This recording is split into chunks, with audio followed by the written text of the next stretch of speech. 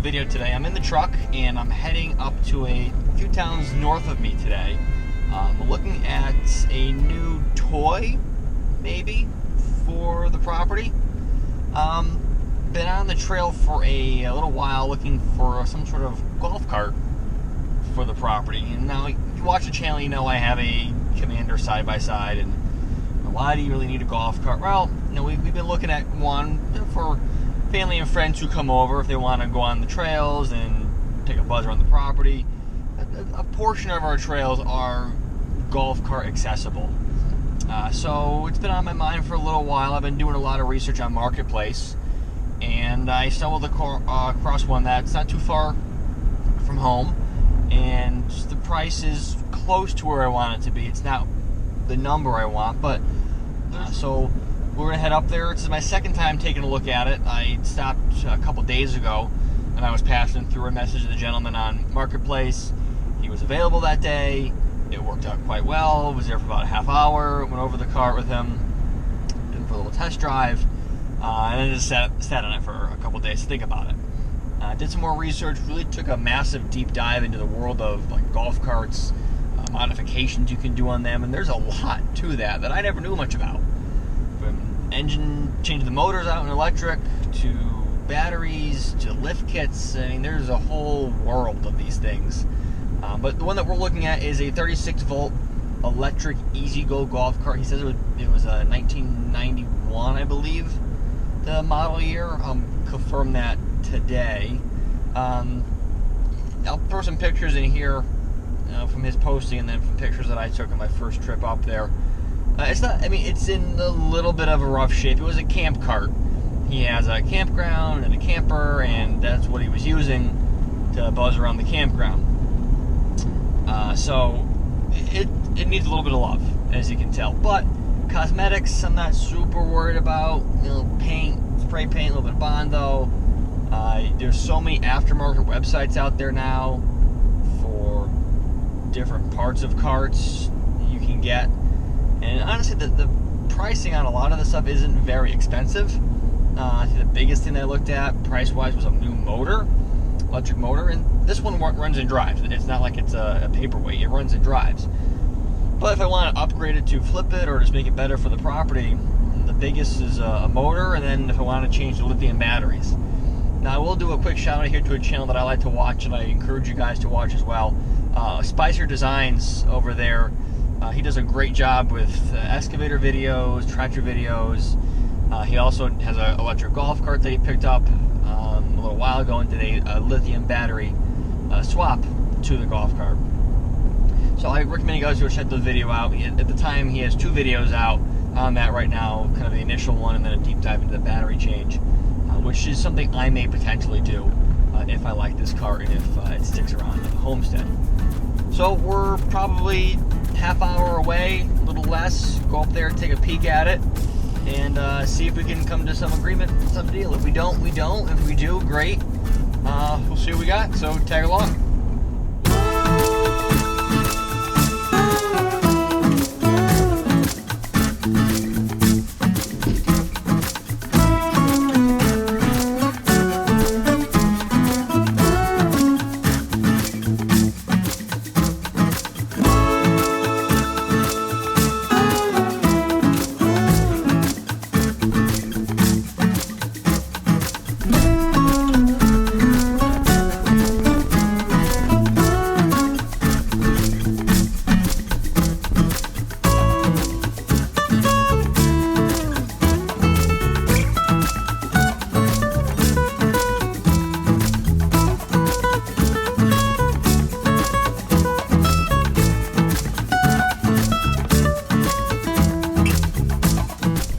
Alright everybody, there it is. We got the golf cart.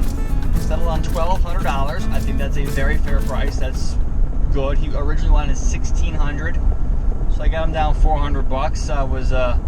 I was pleased with that. It runs and drives. There are things that has to be fixed on it. There's a couple problems that we noticed when we were test driving it, but nothing that I don't think I couldn't handle. Nothing that a little bit of Google research and some online forums reading over the winter couldn't fix. So we're heading home now. We're going to unload it, and we can use it right away. We can use it today. But I think overall it's a good purchase. It's good bones, and these things do hold their value for quite some time, so I can put a little bit of money into it. If it doesn't really meet my expectations, we can flip it. There's always that.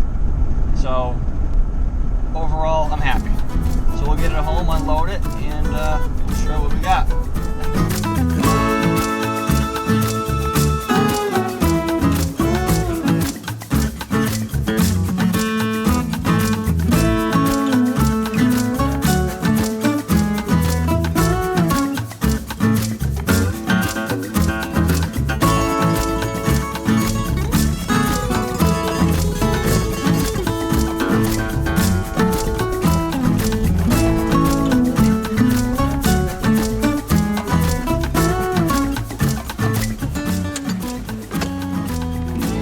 Everybody, well, here it is.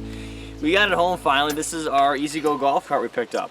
Now, it's been about 3 weeks since we got it home. As you can tell, it's fall time now. Summer is definitely gone by.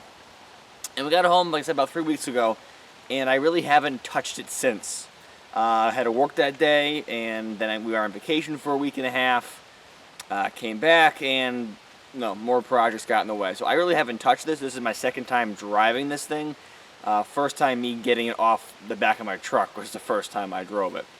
But when we took a vacation, I told family and friends who were coming over to check on the house and check on the dog, take it for a test drive. Tell me what you think. And boy, did they ever. Rave reviews about it. People loved it. It was a great little toy to get around the property, look at the land, and just manage the property as much as they did when we were gone. So overall, I'm very happy with my purchase so far. It's a running, driving cart, and I've done nothing to it.